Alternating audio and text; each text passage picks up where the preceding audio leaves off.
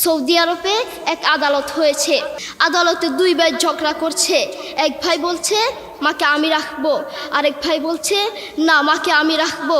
দোনো ভাই ঝগড়া করছে মাকে ঘরে রাখার জন্য। এরপর এক ভাই মাকে নিয়ে চলে যাচ্ছে, আরেক ভাই মাটিতে গড়া দিতে দিতে অবস্থা খারাপ।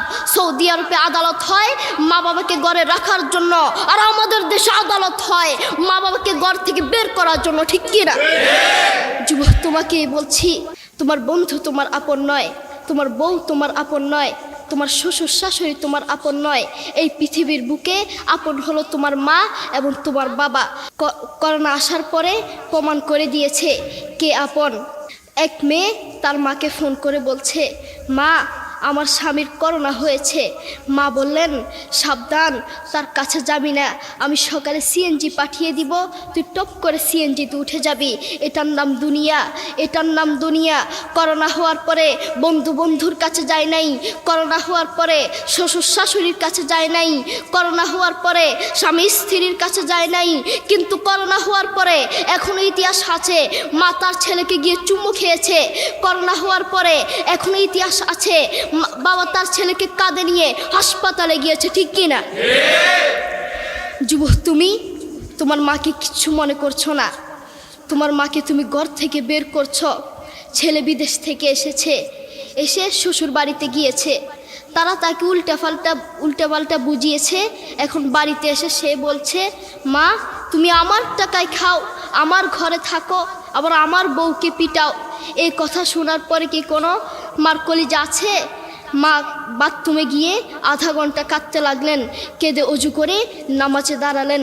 নামাজ পড়ে আল্লাহর কাছে বলতে লাগলেন, আল্লাহ তুমি আমার মার উপর রাগ করিও না, আমার ছেলের উপর রাগ করিও না, ও ভুল করেছে, তুমি আমার ছেলের উপর রাগ করিও না, আমি আমার ছেলেকে বুঝাবো। এরপর মা গিয়ে ছেলেকে বুঝাচ্ছেন, বলছেন বাবা তুমি আমাকে বের করে দিবা, সমস্যা নেই, তুমি আমাকে বের করে দিও, কিন্তু আমার একটা স্বপ্ন আছে। ছেলে বললেন কি স্বপ্ন বলেন? মা বললেন তুমি বাজারে গিয়ে একটা পাকা আম নিয়ে আসবা, এসে তোমার বুকের উপর রাখবা, সকালে উঠে ওটা আমি খাবো। এরপর ছেলে বললেন আচ্ছা ঠিক আছে। ছেলে বাজারে গিয়ে একটা পাকা আম নিয়ে আসলো, এসে বুকের উপরে রাখলো। 5 মিনিট না যেতেই সেই আম পিঠের নিচে পড়ে চ্যাপ্টা হয়ে গিয়েছে। এরপর ছেলে মাকে বললেন, মা তুমি কি সকালে উঠে আমটা খাবে? ওটা 5 মিনিট না যেতেই পিঠের নিচে পড়ে চ্যাপ্টা হয়ে গিয়েছে। এরপর মা চোখের পানি ছেড়ে বলল, বাবা আমি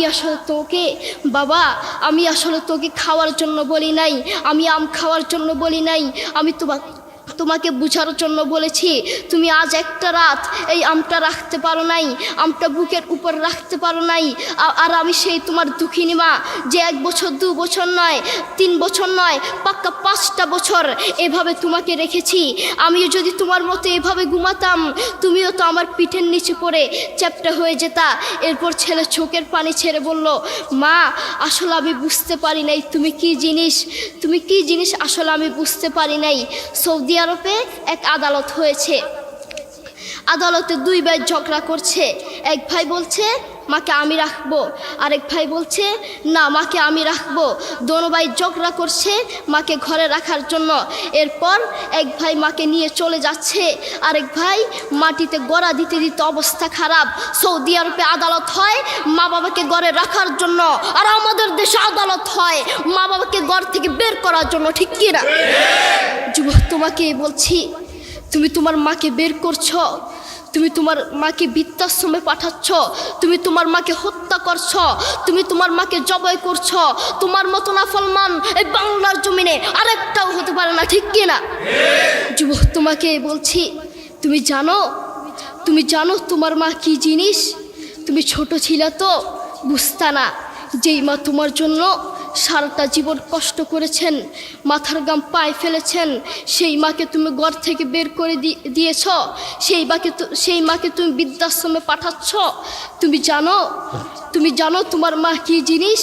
তুমি খোঁজ নিয়ে দেখো, তোমার মা কিছু খেতে লাগলে তোমাকে ছাড়া খেত না, তোমাকে ছাড়া খেত না, অল্প একটু খেত আর সব তোমার জন্য রেখে দিত।